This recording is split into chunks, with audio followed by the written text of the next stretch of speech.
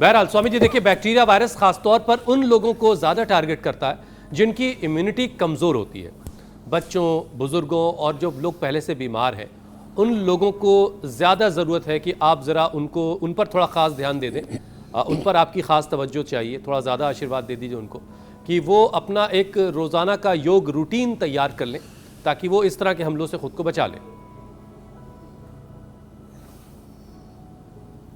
तो बच्चों के लिए तो सबसे अच्छा है रोज शीर्षासन करें, सर्वांगासन करें, हलासन करें, चक्रासन करें।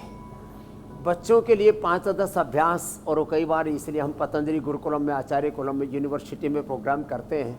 छोटे बड़े बच्चे योग से जुड़े रहें। जो बच्चे योग से जुड़े रहेंगे वो सब बीमारियों से, सब प्रकार के बैक्टीरिया, वायरस, फंगस के आक्रमणों से, हमलों से बचे रहेंगे।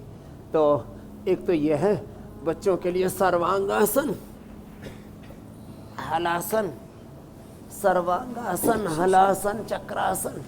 देखो बच्चों की तरह फ्लेक्सिबिलिटी है मीनाक्षी जी में, ज्योत्सना जी में भी, ईसा जी में भी, आप में भी, हुसैन जी।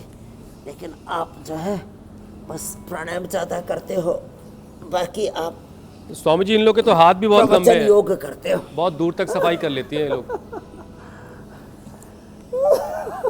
और ये इतना अनुलोम विलोम करते हैं, चाहते हैं कि स्टूडियो की सारी ऑक्सीजन यही ले ले।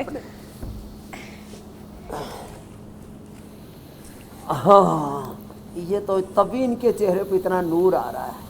तो पवन मुक्तासन, बाकी सबके लिए पवन मुक्तासन, उत्तान पादासन, नौकासन, ये पादांगुष्ठ नासास्पर्शासन, सेतु बंधासन, और उल्टे लेट जाओ चलो सब।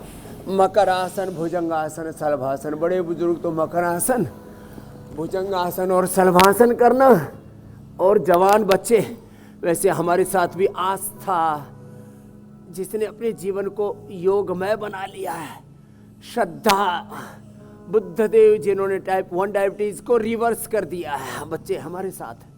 नीलाबेन 20 साल की शुगर और इंसुलिन 26 यूनिट बंद कर दिया है। और ये साहब नरसिंहा मूर्ति जी कर्नाटक से आए हुए हैं, उनके भी स्किन पर नाटक शुरू हो गया था सोराइसिस का। ओहो, ईशान, विवेक, आर्य जी, वो तो वहाँ से आए हुए हैं। कहाँ से? सिडनी से, ऑस्ट्रेलिया से। बोले बाबू जी थायराइड के कारण से सब गड़बड़ झाला हो गया था, वजन घट ही नहीं रहा था, अब घट गया, और थायराइड भी नियंत्रित हो गया। तो बच्चे तो शीर्षासन करें, बाकी सब सहज आसन करें। बच्चों के लिए शीर्षासन, उल्टे लेट कर आसन कीजिए, उल्टी वॉक कर लीजिए, सिर के बल भी खड़े हो लीजिए, लेकिन उल्टे काम नहीं करने।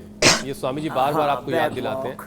अच्छा, अभी तो मैंने आपको शावर के बारे में बताया, जिसे सुनकर आप आसन कुछ ना कुछ तो कीजिए। हाँ, शावर की बात सुनकर अगर आप चौंक गए हैं और आप सोच रहे हैं कि शावर निकाल के फेंक देंगे, तो ज़रा ठहरिए।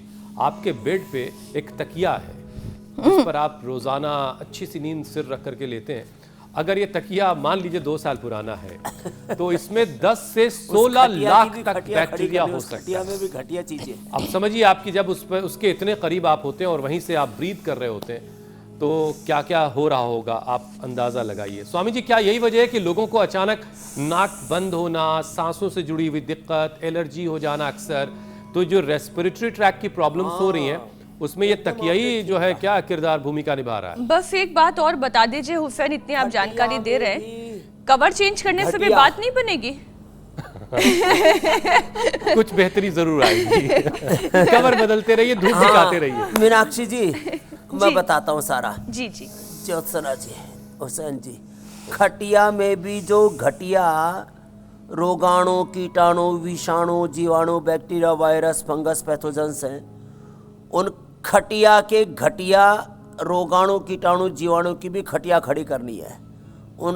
उनका भी मोक्ष करना पड़ेगा। इसके लिए एक तो यज्ञ थेरापी से हमने देखा, हजारों प्रकार के, सैकड़ों नहीं, हजारों प्रकार के बैक्टीरिया, वायरस, फंगस को यदि 20 से 25 मिनट का एक्सपोजर दिया जाए यज्ञ धूम का, हमारे इस्लाम में जो है वो धूनी, और हमारे नाथ परंपरा में और हवन में भी धूनी बड़ी दी जाती है, तो ये धूनी दिया करें, यज्ञ का धूम।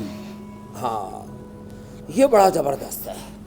उससे सारे बैक्टीरिया, वायरस, फंगस मर जाते हैं, चाहे दीवारों पर हों, चाहे फ्लोर पर हों, चाहे तकिए में हो, चाहे खटिया में हो, चाहे बेडरूम में हो, चाहे वो अलग अलग प्रकार के फैंसी बेडरूम बना रखे ना उसमें हो। इतना जो कर सके उत्थित पद्मासन और मयूरासन तो वो कर लेना। ये थोड़ा सा कठिन है, करने की कोशिश तो कर रहे हैं बुद्ध देव और श्रद्धा जी, लेकिन बड़ा कठिन है बेटा। ओले ओले होगा। अरे ये तो नरसिंहा तो कर रहा, कर नरसिंहा। ये कब से करने लग गया तू? क्या बात है, जोरदार ताली बजा दो बस। हाँ इसने उसको सोराइसिस को भी 70% तो हटा दिया। मंडूकासन, योग मुद्रासन। तो इसके लिए एक तो यज्ञ चिकित्सा, दूसरा साफ सफाई तो बहुत ज़रूरी है, और अपनी खटिया को, अपने बेडरूम को और उसके मोटे मोटे डंडप के गद्दे, बेडरूम बड़ा बेड हो जाता है।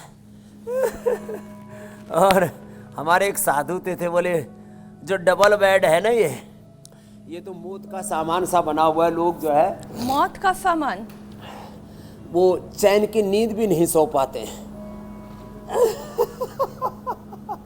बस इसको हम आज इतना ही बताएंगे, इसके आगे के रहस्य बड़े खतरनाक हैं। जो है लोगों को ना, लोगों की ज़िंदगी से जो सुकून है, जो एकांतिक उनको एक जो अनुभूति चाहिए, मौन अनुभूति चाहिए।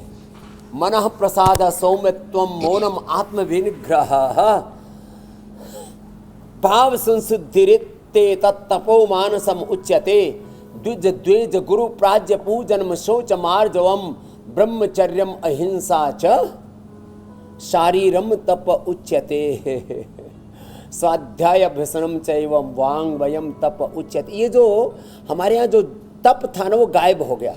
तो लोगों को जो है ना, कम से कम शयन है, भजन है, भोजन है, उसमें एकांत चाहिए, और उसमें भी गुत्थम गुत्था रहते हैं। एक जगह स्वामी जी कोई खर्राटे मार रहा है। मैं ये कह रही हूँ स्वामी जी, एक जगह संयम और चाहिए। छोड़ रहा है। ये संयम जो है वो फोन इस्तेमाल करने में होना चाहिए।